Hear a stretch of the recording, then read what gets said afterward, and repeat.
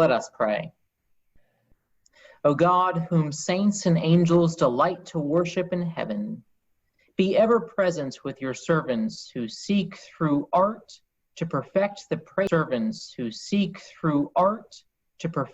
praises offered by your people on earth, and grant to them even now glimpses of your beauty, and make them worthy at length to behold it unveiled forevermore. Through Jesus Christ our Lord. Amen. It's good to see so many of you all this evening. Some of you I haven't seen in quite a long time, and it's wonderful to see your faces. Hope you all are doing well, and I hope that before too long we'll actually be able to see one another and not just through the computer.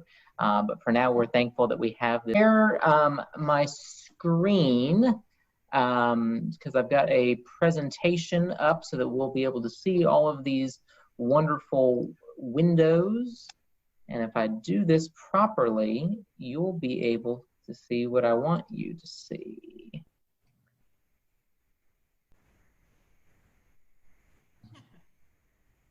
Okay, you all see a slide?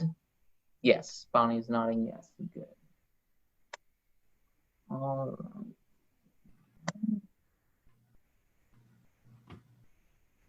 Great. So I'm going to begin of history about the windows. So this first session is really just an overview. This is going to give us our orientation to all of the windows that we have in the church. And then each following week, we'll dive into one window perhaps, or a set of windows, sort of whatever makes the most sense given one window perhaps, or a set of windows, sort of whatever makes the most sense given all that we have to cover. So tonight I'm going to cover some history, and then talk a little bit about why we have stained glass windows.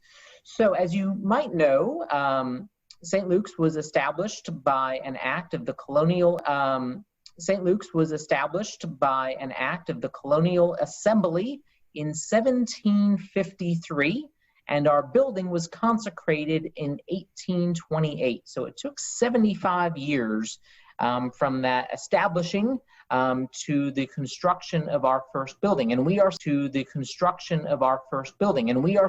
in that original building. It has been expanded through the decades and centuries, and we'll talk some about that. But when you come to St. Luke's, you are still worshiping in that original 1828 building. St. Luke's, though, had a lot, especially in regard to finances. That's a part of the reason why it took 75 years for us to get our first building. Some of that is that Salisbury was on the western frontier of North Carolina at the times in the early colonial days, and a lot of the wealth was further east still at that time, and there were not fully established industries here, and so that translates to a lot of financial hardship. If you read the history book of St. Luke's from generation to generation, it really is a story in those first couple of chapters just about the story. Was consistently, when you read the history book, you'll see consistently a group of women, that their names and faces change, but it's always a group of women that band together and keep this ship going. As we heard back in January when Gary Fries was with us to talk a little bit about the history of the parish, you'll remember he talked about how the Civil War slowed growth across the South. And of course that includes Salisbury as well. So some of the progress that we were making as a parish slowed because of the war, because obviously there was a lot of death, there was a lot of things that needed to be reconstructed, and so that diverted resources that could have perhaps gone to the church that went other places. So after the Civil War in the 1860s and 70s, there was talk at St. Luke's things, but it took a while for those things to actually happen. So in the 1880s, we got a rector by the name of Francis Murdoch. And he was a rector here, I believe it was 37 or 39 years. It was a very long rectorate. And he 9 years. It was a very long rectorate. And he really focused his attention making improvements to the parish, both physically and spiritually. As we're getting into the 1880s, 1890s, financially, that's becoming more feasible. So that work starts to happen. One of the first bits of work that was done in the original church, beyond its construction, was that the walls were plastered, the ceiling was painted in the early 1880s, but other than adding the chancel worship space from 1828 until 1881. So the church was just as you see here. You all see that now? Mm-hmm. Look at that, it's working. It's always nice when technology does what I want to do. So this is the oldest photograph of the 94. And so you can see essentially the church was a square, not a rectangle. You can see a lot of things are missing. You'll notice in this photograph, the door that we typically enter by is not there. The bell tower is not there. The door was in the back of the church. That's where generally almost any other church you'll ever find, the door is at the back. In St. Luke's current configuration, it's not. It's on the side. And so you could see that there, that the door was right here. And then you'll also notice was right here. And then you'll also notice these three windows, which today you would expect there to be stained glass. But you can tell that these are clear glass windows. And then this tree right here on the left, a great view, but the chancel, sometimes it's called an apse, sometimes it's called the sanctuary, had an expansion that was done. So the area where the altar is right now was not original. That was added in this time as well. And so I've got another photo from 1900 that I'll show in a bit where that tree is not there. And you can see that just a little bit more clearly. So again, as the South was in this period of reconstruction, many churches were being built. Many churches were being built all across the South. Many were being repaired. And along with this, there started to be a lot of new trends in church design. People had ideas about the sorts of things that churches should look like. Things that churches should look like. And so that was impacting some of these ideas. So the rector, Murdoch, and some vestry members that traveled around the state for business and going to convention and meetings with the bishop and just visiting other congregations, they would see some of these other churches as they were traveling around, and they started to make note of these ideas. For example, the Chapel of the Cross in Chapel Hill, North Carolina, and St. Paul's in Wilkesboro both had churches. And so in 1882, that extension was approved at St. Luke's. And so that is when we went from a square, mostly a square, but sort of a rectangle. That one side is a little bit longer, to the rectangle with the apse connection on it. Proved 3 stained glass windows to go in this extension. And these are the first 3 stained glass windows that go into St. Luke's. So we have windows of Matthew and Mark. And then the window in the center of this slide that you see is the Good Shepherd window. These 3 were all originally in the chancel area. Now you can see they are also in this Good Shepherd window. So you see and Luke here, and you can sort of tell because they're both holding books. And John, you can really see the quill pen that he's holding, and you see that same iconography in these windows here with a book here and a book here and the quill here. So again, those are the first 3 windows that come in. They were of the Gothic Revival style. You see that in some of the ornamentation that's around them. And these windows were put in by the Edward Colgate Company of New York. At the time, he was one of the most prominent of New York. At the time, he was one of the most prominent stained glass suppliers in the U.S.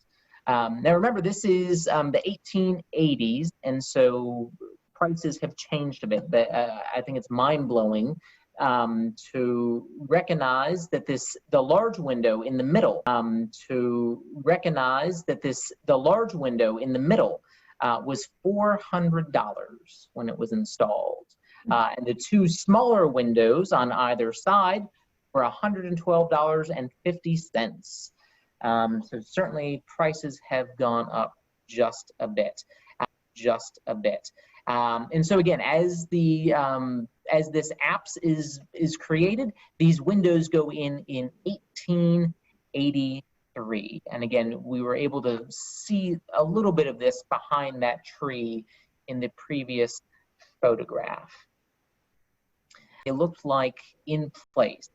So we don't have an exact date on this photo, but it looks a little bit different. That is St. Luke's, even though it doesn't really look like what we're used to seeing right now. You can sort of see right here on the left an organ here. And the Good Shepherd window originally was in the apse right behind the altar. But at this point, you'll notice there's no reredos that's there. Yeah, so it's just chairs. You'll still see those in St. Luke's today. They're on the side walls, but the priest's chair and the bishop's chair are visible in this photo. So there were plans to add more, and so the next three windows that came in 1895. This is sort of in depending on which way you're looking. This one with Aidan and Augustine is the one that's closest to the chancel. That's one here. This middle window is Timothy and his mother, and Samuel and Eli. And then this third window here is St. Wulstan and St. William of York. Now, who these people were and why they're in the windows, that will be the subject of a subsequent session. This is just the to the building. So again, these go in 1895, and here is the photo of the church from 1900, and you can see something that has changed is where there used to be clear glass that looked something like this. Now you can see, especially in this one, you can look something like this. Now you can see, especially in this one, you can see that the stained glass windows are in place. And again, maybe that tree is gone, maybe it's just a different angle, but back here you can clearly see the apse that is put in, and you can notice the different roof line. So in 1900, this is what St. Luke's looked like. Lots of ivy growing on the building, but those first three stained glass windows go in place. On the other side, you'll recognize these windows. There is the Madonna and St. David, and we have St. Alphege. Those go in the early 1900s. Now, there were plans at this time to try to do some other expansions to St. Luke's. They've got the stained glass, they've got the apse, and in 1890s, when you look through vestry minutes, you'll find that they were talking about authorizing a discussion about whether or not to build a completely new St. Luke's or to just expand what we already have.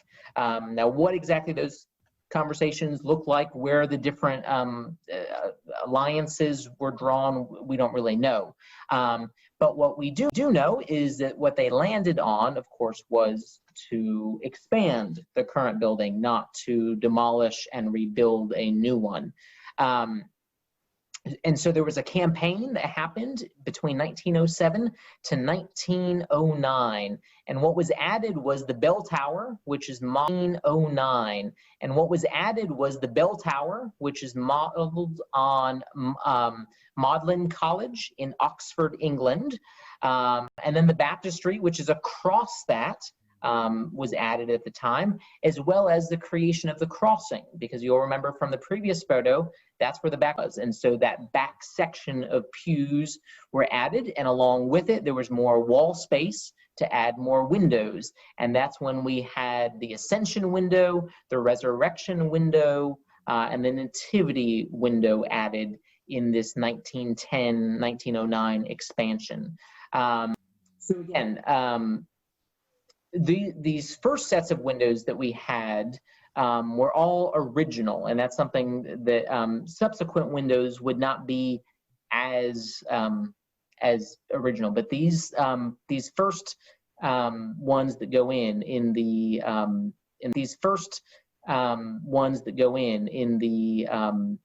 apse and then in the original nave are all custom designed. So this was not us sending a telegraph up to New York and saying, oh, we'll take model A3. Now, these were to fit the particular saints that were being requested. They weren't mass produced, and the workmanship is really evident still, even hundreds of years later. You can still tell that these are very high quality windows. So again, the rector during all done these first windows going in, the bell tower, all this is still Francis Murdoch. But he died unexpectedly in 1909, and it's rather bittersweet, but the first liturgy in the renovated church was his funeral. He never presided over any liturgies in the completed. As a memorial to Father Murdoch, the reredos was added to the church, and along with that, so if you're thinking about that reredos that we have now, you're thinking there's not room for that window that used to be there, the Good Shepherd window, and so things were changed around a bit. A window was added, and that is the Madonna of the Chair window. That is a painting by Raphael. Originally, and then this window was modeled after that. And again, we'll talk more about what's going on in that window. And again, we'll talk more about what's going on in that window in a later session. So by 1910, again, as a memorial to their recently deceased rector, this is what the front of St. Luke's looks like. So quite a different photo of St. Luke's looks like. So quite a different photo from what I showed you a couple ago, where you had, in this position, you had the Good Shepherd window. Now that's been removed, and this lovely reredos has been added, and that Madonna of the Chair window has been added. Again, you see the bishop's chair is still in place there. And the priest chair has been moved here, where it still stands today. And yes, there have been some changes, but largely this is recognizable to all of us today at St. Luke's. That's mostly what we're used to. That is up here is not visible. You might not know it, but that brickwork that you see is not true brickwork. It's faux. It's painted.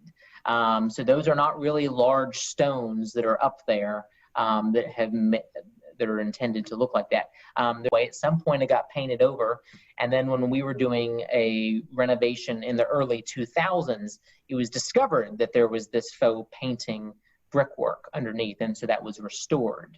But you'll notice it wasn't there at that time when that reredos was added in. And then, of course, the window that I haven't shown you all that came in at the time in this 1909 renovation is, of course, the lovely Ascension window, which is part of our logo as a congregation. It's certainly the largest and the most iconic. Of course, came the Holy Myrrh Bearers, as it's often called. So this would be taking place on Easter morning. You have the faithful women coming to the tomb to anoint Jesus' corpse with spices, but they encounter the angel who says he's not here. And then the other encounter the angel who says he's not here. And then the other window, sort of complementing that other major feast of the church, is the nativity window, which is opposite. Those all come in during that 1909-1910 renovation. But as you know, there are more windows that we have. So the ones I've shown you are the most well-known ones because they're all in the worship space where we see them. So as you're just staring around and contemplating, you see these windows, and so staring around and contemplating, you see these windows, and so you know these well. But there are lots of other stained glass windows that we have at St. Luke's. In 1941 and in 1942, these three windows come in. So these, and you can tell they're clearly sort of part of a set. And so this one, these first two here are in the baptistry. The one on the left is the baptism of Christ, and then the one in the middle is the visit to Emmaus. So it's a resurrection appearance where Jesus shows up in front of these two disciples as they break. Is Jesus and the little children, and it is located in the baptistry. So again, those are going in the 40s. And then it was in 1970.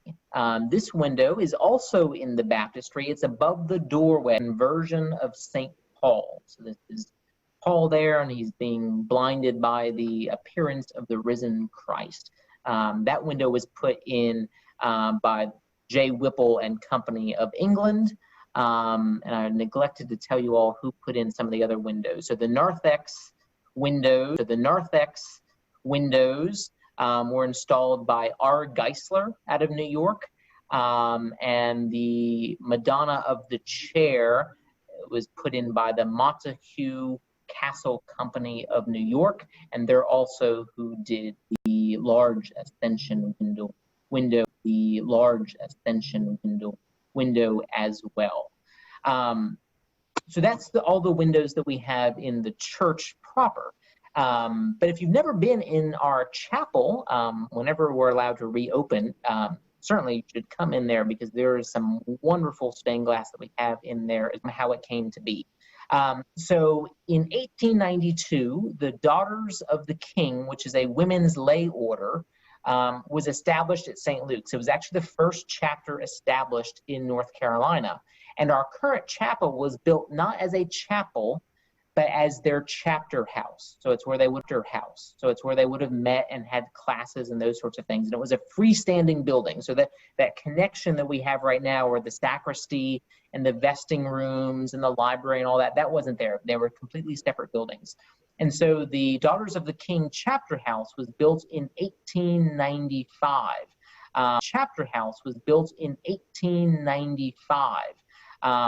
And then it was eventually repurposed as a chapel over a long period of time. And some of the work started as early as the 40s, and it went into the 60s. The stained glass that's in there was installed in 1965. So I'm just going to go through the different windows that we have in the chapel. So on the left, so one of the things I really like about these chapel windows is they tell the story of faith from the beginning until the end. So at the very beginning, you have creation. So you have the eye of God that sees creation and calls it good, with the seraphim there. And then the final window is on the almost opposite it in the space. This is above the altar. The Sanctus window is the angels around the throne of God. At the end window is the angels around the throne of God at the end of all things, singing praises to God. And in between these two windows, we have the entire story of creation and the church. So the first window that's below this one with the eye is creation. What's in these windows and what's so neat about them. But this first window is the creation story. And then along the wall of the chapel, we have 3 panels. The panel on the left are Old Testament stories.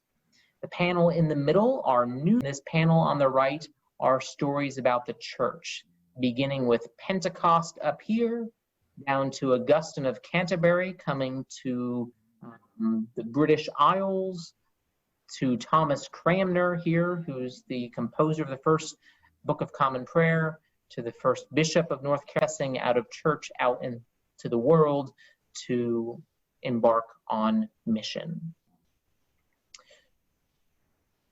So those are the windows of St. Luke. So I believe it's 17. So there's a lot of windows that we have, which is why this is an 11-week series. We'll also have one class towards the end where we take a look at other symbols that are in St. Luke. So we'll take a look at some of the things that are on vestments. We'll take a look at a couple of the icons that we have at St. Luke. So we'll round it out and add all of those things in. So before I get to, we'll round it out and add all of those things in. So before I get to talking about why you would put stained glass windows in a church, I just want to pause and see if anyone has any questions. And if you do, please feel free to just unmute yourself and ask away. Feel free to just unmute yourself and ask away, and I'll do my best to answer the questions that you all might have.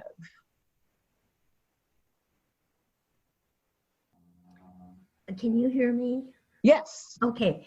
What happened to the, after they put the Veritas middle window?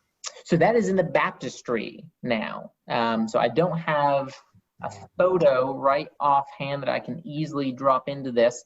But so today, when you walk into St. Luke's, it's really that window that you see first.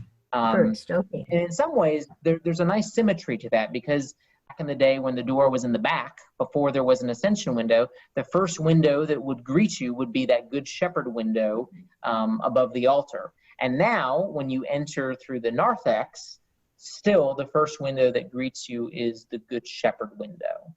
Thank you. Mm-hmm. Get inside too, but it's really obvious when you're outside. From the back end of the apse, you can see clearly where the brickwork was modified when that window was taken out. But again, you can also see it in the faux brickwork on the inside so you can see the edging of where that window used to be.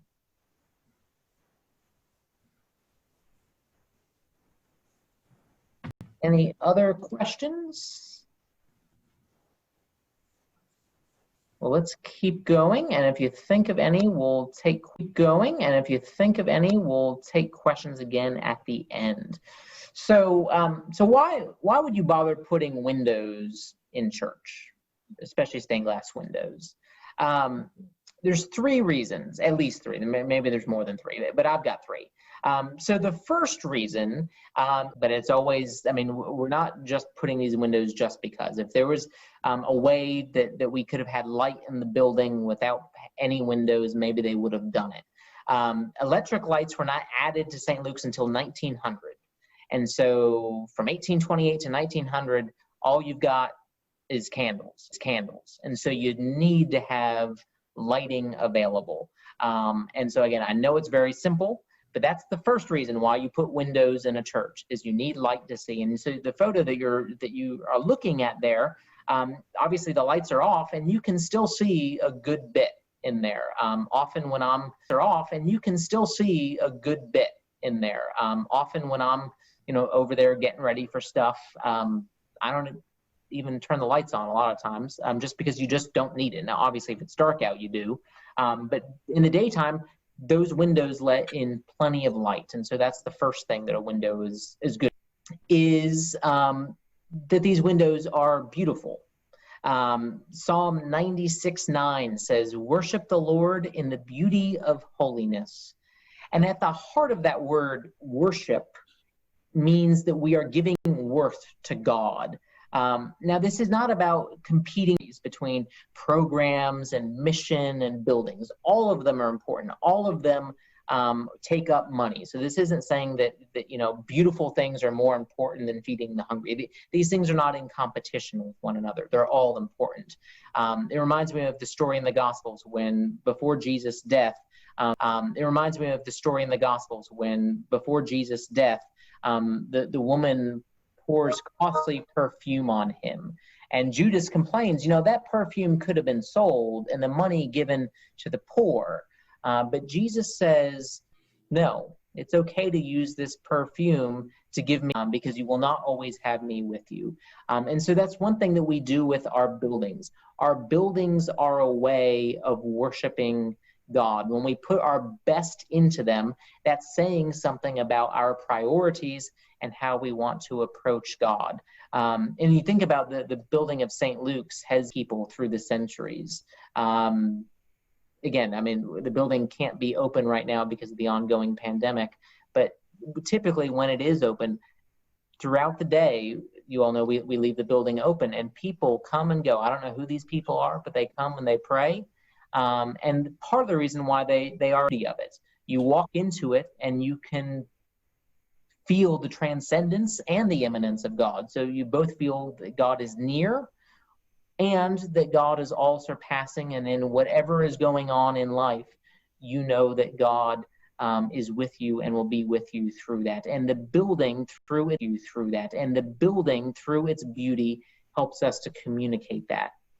And this beauty really conveys the best of humanity. I often think about the skill that would have been required to do this. This is not at all easy to do stained glass of this size, not at all easy to do stained glass of this size and of this caliber.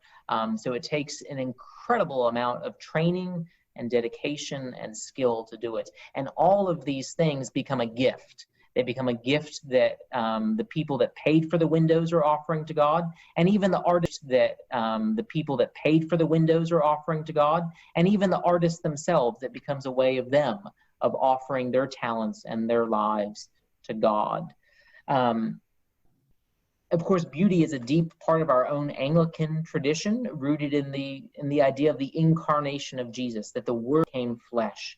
And this means that things that are tangible and fleshy, like windows and everything else in the church, are important and they matter because they show us the goodness of the creation that God has made. And we see that goodness when we see beauty such as these. Third reason, so that's the second. So the first reason is light. The second reason is beauty and as a way to worship God. But the third reason why you would have stained glass windows in a church is to teach. Now, I remember back when I was in seminary, in a liturgics class, the professor told us that architecture always wins. And he told us, don't ever fight the architecture of whatever church you find yourself serving, because you will always lose to the building. And so as an example, he said, if you're in a church, think about especially prominent pulpit, but you prefer to preach standing in the aisle. He said, and I think he's right, that the empty pulpit will send a louder message than anything that the preacher ever will. When you've got a big piece of architecture, like a big pulpit, it's asking for someone to stand in it, your own peril. And so what this tells us, though, is that, again, the architecture really does do something. It's not just there, it does something. And so when we think about St. Luke's, sometimes people say, oh, you're not ever going to bring screens into St. Luke's, are you? Am I going to bring screens into St. Luke's, are you? And my response is always, well, where would you put them? Because again, the architecture of St. Luke's is always going to win that battle. There's just not a place to put them. That's not my only reason not for not wanting to do that. But the point is, that's not my only reason not for not wanting to do that. But the point is, sometimes the building dictates what is and what isn't possible. And in the same way, there are some buildings where incense and Anglican chant, as much as we might like those things, just really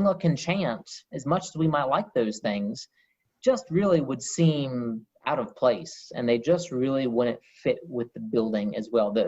Actually, the congregation that I served before coming to St. Luke's was a place where you can maybe try to do a little bit of high church, but you couldn't do much because the architecture just didn't. So this is a way of saying that the architecture is not neutral. Architecture is actually doing something. And the way that the church is built is intended to do something, to teach something. And now we can do a whole nother series another time about all the different things that go into that in this series.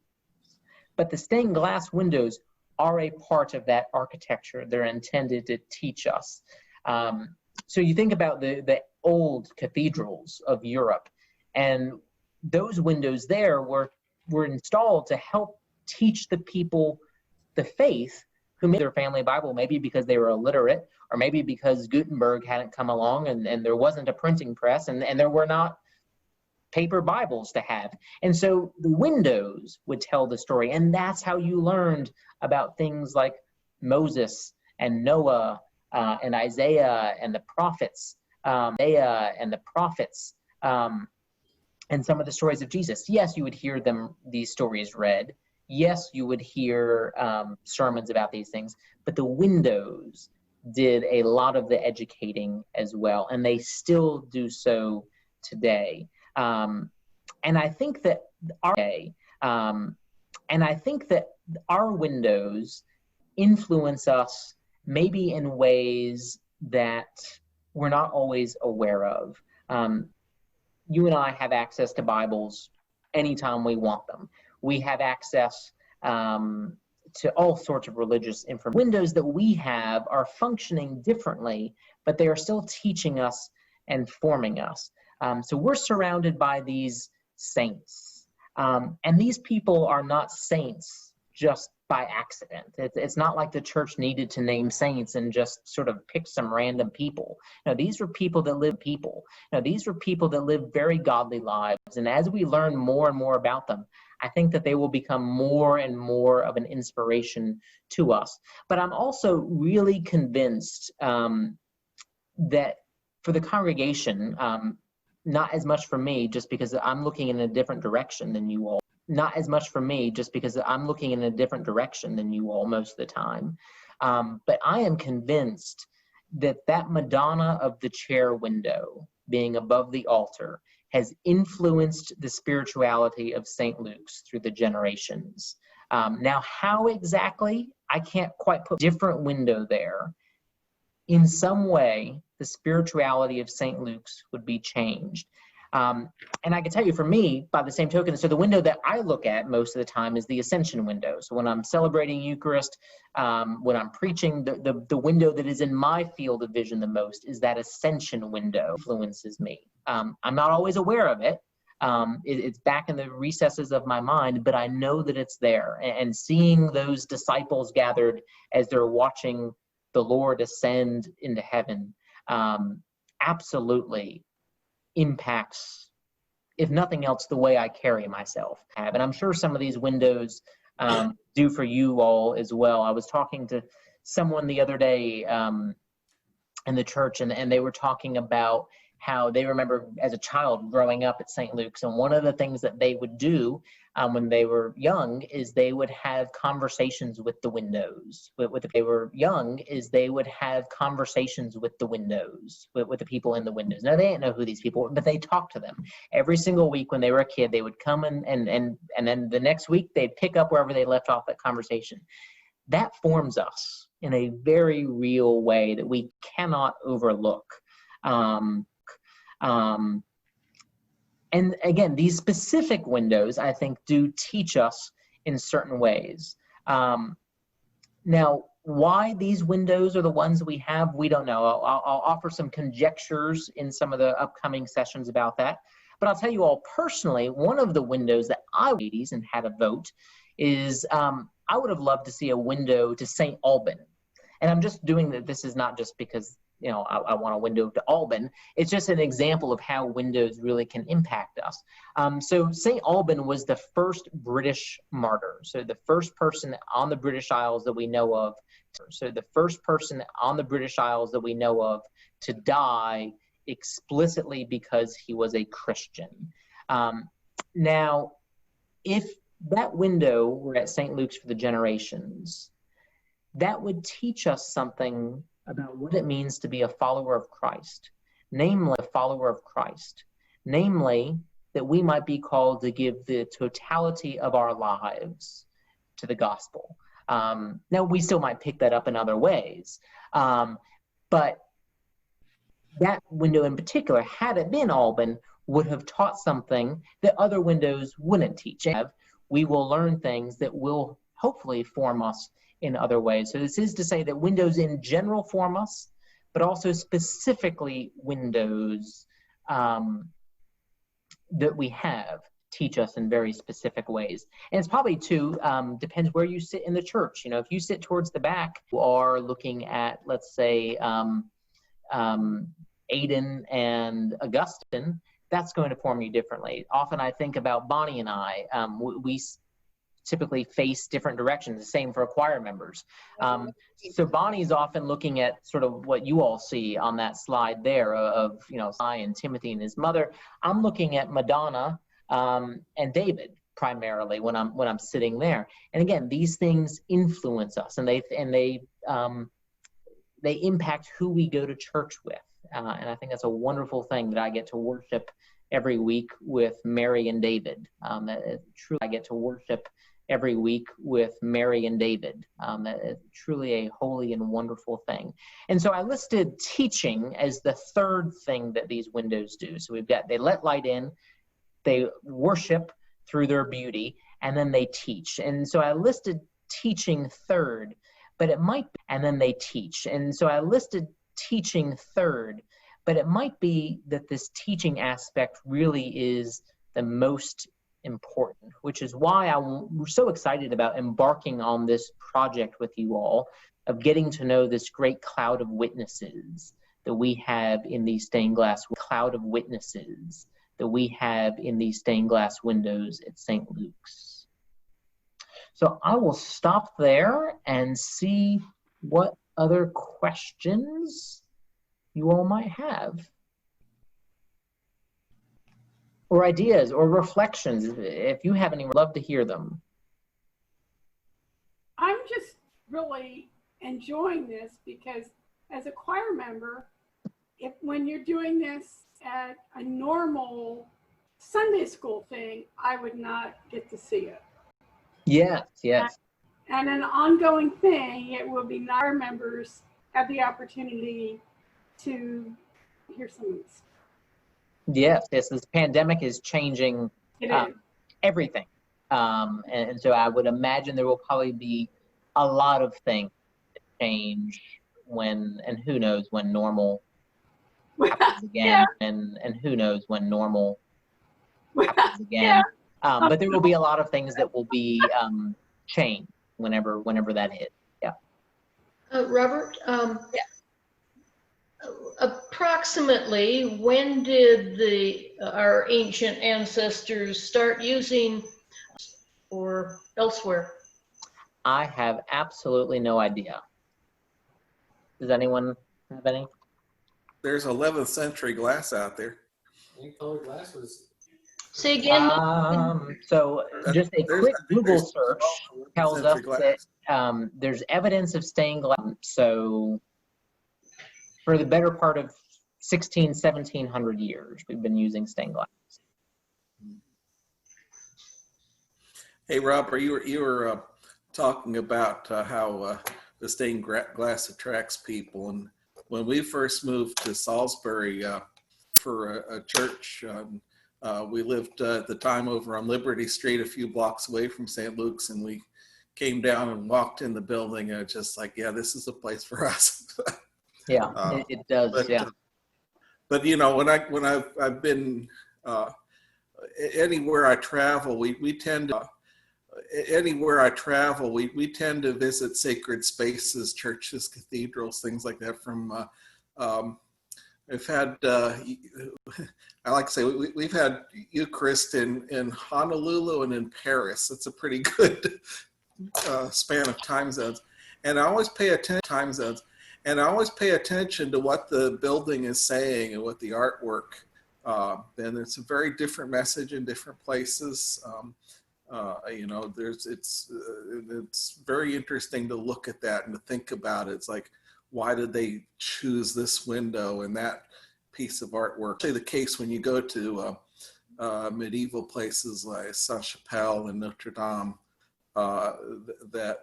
which was not intended for literate people. So that artwork is telling the story of the church.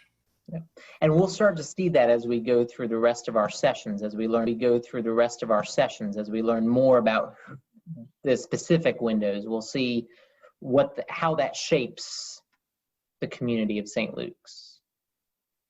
So Robert, it's Yeah. Yes, great to see. And see, that's another great thing that technology does is we can have people that are not in Salisbury. Joining us. No, and Jane's here and Dave is here, and so I don't feel nearly as conspicuous. I'm wondering if you know anything about the thought prior to the choice, St. Hilda or St. Aidan. And I mean, I know Aidan is, very integral to the British church, but Hilda also integral, but relatively radical. Yes. And that doesn't seem very St. Luke's. Dive into that a little bit more deeply when we consider each of those windows and sort of ask the question, why this one? Some of it is really just conjecture, though. We don't have vestry minutes that say, there was a lengthy debate about which saints would go and Mr. So-and-so. So we don't have that. I mean, honestly, that's one of the questions that I have always wondered, is why, especially of those original ones that are in the nave. Yeah. Obviously Ascension, Nativity, Resurrection, these are not hard to figure out. Good Shepherd, Resurrection, these are not hard to figure out. Good Shepherd. But exactly. Timothy and his mother. Why in the world? We will guess, and there may be some theories, but no, we don't have any evidence. But assuming that one day I run into Father Murdoch, I plan to ask him. Thank you.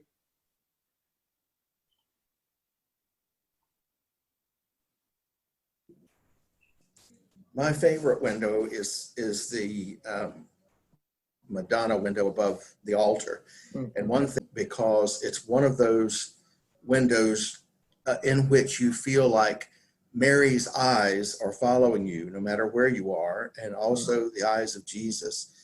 And the two of them, to me, are speaking to me because of the looks that they're giving. And I've often said that Mary looks as if I am going to protect this child with my life. Don't dare to even think of harming this child. If you look at her eyes and the way she's looking, it is with almost a fierce determination of love and protection.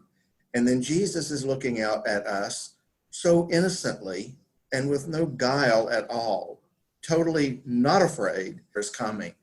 And so I enjoy hearing that said to me through those windows on a weekly basis. Yeah. And we'll talk more about it when we focus on those sets of windows. There's just no way that with those sorts of reflections that doesn't influence how the Eucharist is seen and received. That above the altar of sacrifice, there's a mother holding her child.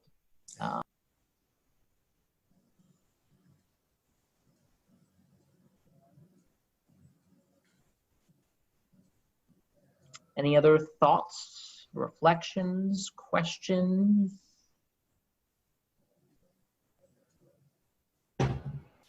Just thank you.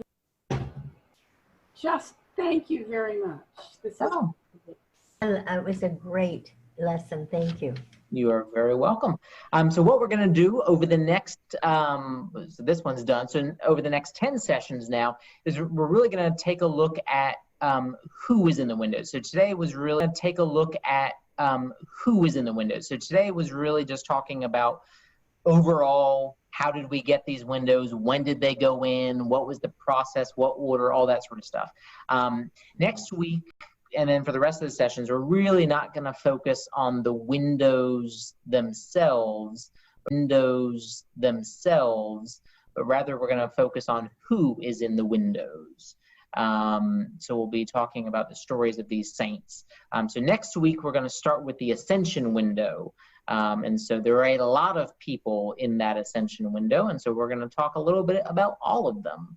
And we'll be learning more about the windows of St. Luke's, but we're going to be learning a lot about Scripture and our faith tradition as well. Because again, that's what these windows are intended to do. They're not just to let light in. They're not just to be beautiful. They are intended to teach us and form us. And so we're going to pay a lot of attention to that. We're going to pay a lot of attention to that third aspect of these windows. But it was wonderful to have you all tonight. Again, I'm not sure exactly how this recording will be made available, but one way or another, I will. It'll and I'll put that in the Wednesday email that goes out next week. So if you ever have to put that in the Wednesday email that goes out next week. So if you ever have to miss a session, know that you can catch it this way as well. Great to see you all, and hope to see you all Sunday for outdoor worship if you'd like, but certainly next Wednesday evening as well. Blessings to you all. Good night. Thank you. Night. Night.